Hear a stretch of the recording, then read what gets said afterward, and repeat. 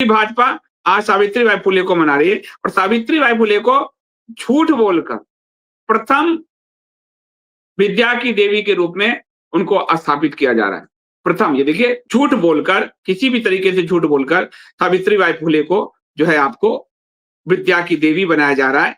जबकि एक पूरा कहा जा रहा है कि अम्बेडकरवाद, सावित्रीबाई फुले, फिर आपको ये ज्योतिबाई फुले दिखेंगे, जिन्होंने हिंदू धर्म के लिए जो लिखा है मैं मुंह से बोल नहीं सकता, इतना गंदा लिखा है। कुछ कुछ हिंट दे देता हूं आपको तो आप समझ पाएंगे।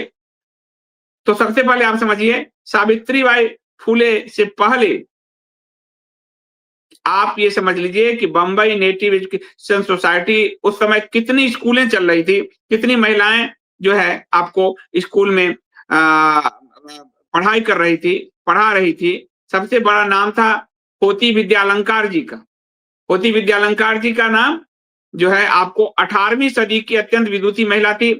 काशी में संस्कृत व्याकरण, काव्य, स्मृति, नव्य न्याय की गहरी जानकारी थी।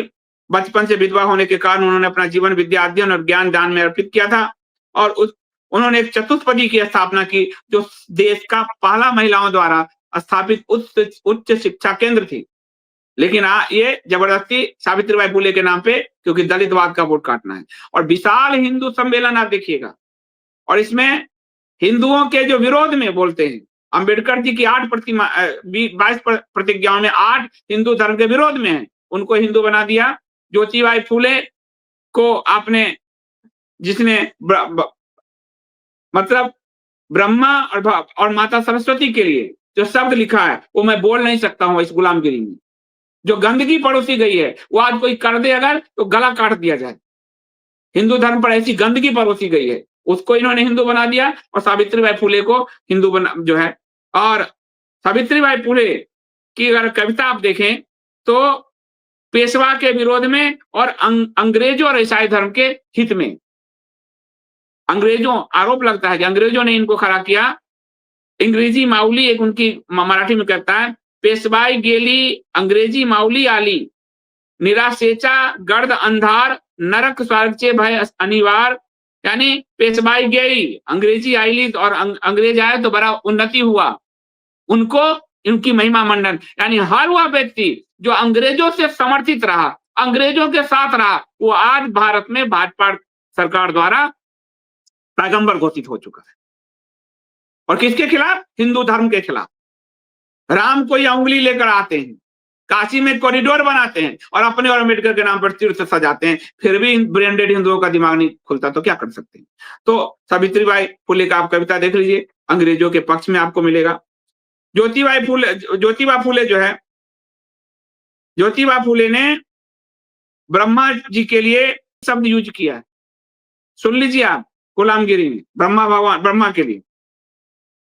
और बेटी सी जो गाली होता है वो कहा है ब्रह्मा जी को। सोच कर देखिए आप, उनकी पूजा हो रही है। ब्रेंडेड हिंदुओं को जरा दिखाओ। अपने धर्म को नहीं जानने वाले हिंदुओं ने एक इन जैसे लोगों को देवता बना लिया, नेता को, और नेता जो है अपनी देवताई स्थापित कर रहा है। अम्बेडकर की 22 प्रतिज्ञाएं दिखाओ, वो भी ये देखो, इसको घेर दो, मैं पढ़ूंगा नहीं, पढ़ लीजिए अपने आप से। ये देखिए क्या लिखा गया, घेरा हुआ जो है, जो बेटी को लेकर गाली दिया जाता है, बेटी सी, वो गाली तक ब्रह्मा जी को दिया हुआ है। ऐसी गंदगी भाषा वाली को पैगंबर बनाया जा रहा है हिंदू धर्म के विरुद्ध। 22 प्रतिज्ञा दिखाओ अम्बेडकर का। I shall have no faith in Brahma Vishnu Mahesh not shall worship them. हम उसकी पूजा नहीं करेंगे, मुझे ब्रह्मा विष्णु महेश में हमें विश्वास नहीं करना है। I shall have no faith in Ram and Krishna. Ram के नाम पर ये नौटंकी करने वाले लोग राम जी को उंगली पकड़ के इसलिए चलाते हैं और हमारे धर्म जूते वाले वहां सैनिक खड़ा करके ध्वज खिंचवाते हैं, वामांग में एक पुरुष को बैठाकर भूमि पूजन करते हैं, प्राण प्रतिष्ठा करते हैं, इसलिए क्योंकि I shall have no faith in Ram and Krishna.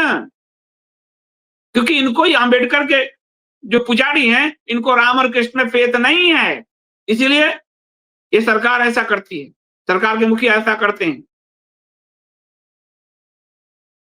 तो आपके अस्तित्व को खतरा है, नए पैगंबर खड़े कर दिए गए हैं, अब आप इन पर बोलेंगे तो आप जाएंगे जेल। ये इसलिए आपको वार्निंग देने के लिए वीडियो है कि अंबेडकर जी के विरुद्ध कुछ भी बोले तो आप जाएंगे जेल, ज्योतिबा फुले के खिलाफ कुछ भी बोले तो जाएंगे जेल, सावित्रीबाई फुले के खिलाफ कुछ भी बोले तो जाएंगे जेल। और इस जेल को जाने का कानून फिर से दिखा हुआ 2015 से स्नेह स्नेह आपके ही पसबंदा सुल्तान ने कानून बनाया है, SC/ST एक्ट को मजबूत किया है, सुप्रीम कोर्ट पर SC/ST एक्ट के फैसले को पलटा है, बिना जांच के गिरफ्तारी को जायज मान्य बनाया है और ये कानून बनाया।